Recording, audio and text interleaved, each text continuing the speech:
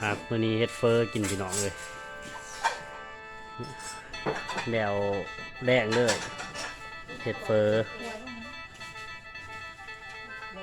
กินเฟอเด้อกินเฟอเด้อแจ็คถวยนี่2 4 6 8 9ถ้วยก็จริงถวยละ10,000ครอบครัวใหญ่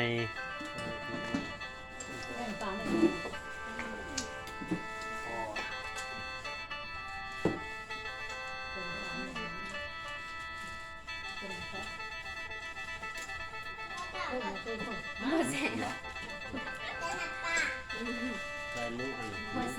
กระเทียมพอให้ร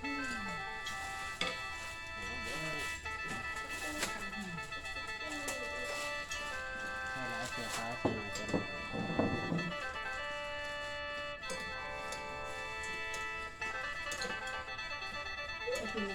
สียหน่อย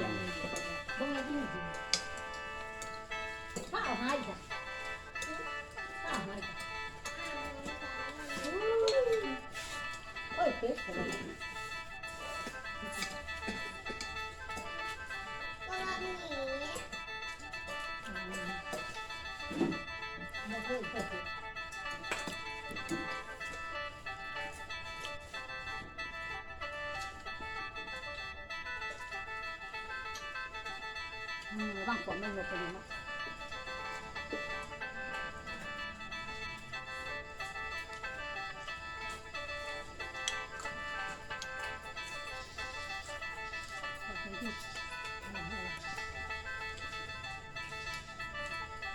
ห้ามเลยบอก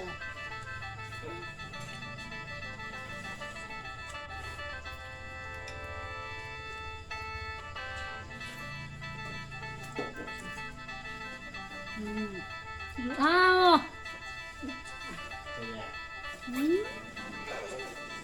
หายร้อนแล้วแซ่บๆเด้อแซ่บ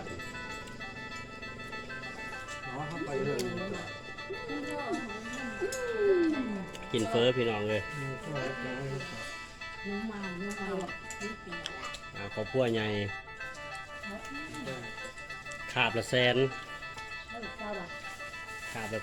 แต่สื่อไก่เขามือละ2 หัวพี่นาสิเฮ็ดหน้าพี่น้องพอพี่นาสิเฮ็ดหน้ามันบ่ไหวแหละนี่ดอกกันบ่ออกบ่ไปบ่เมื่อบ่ก็เดี๋ยวนอนหน่อยโอ้ยโอ้ย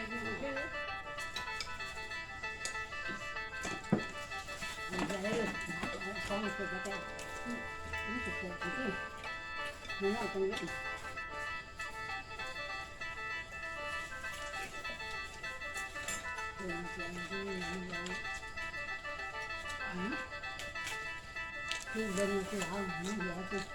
มันคมเนี่ย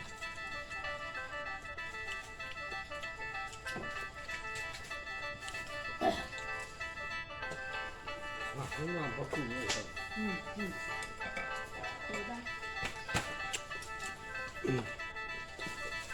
ก็ตัวนี้เลย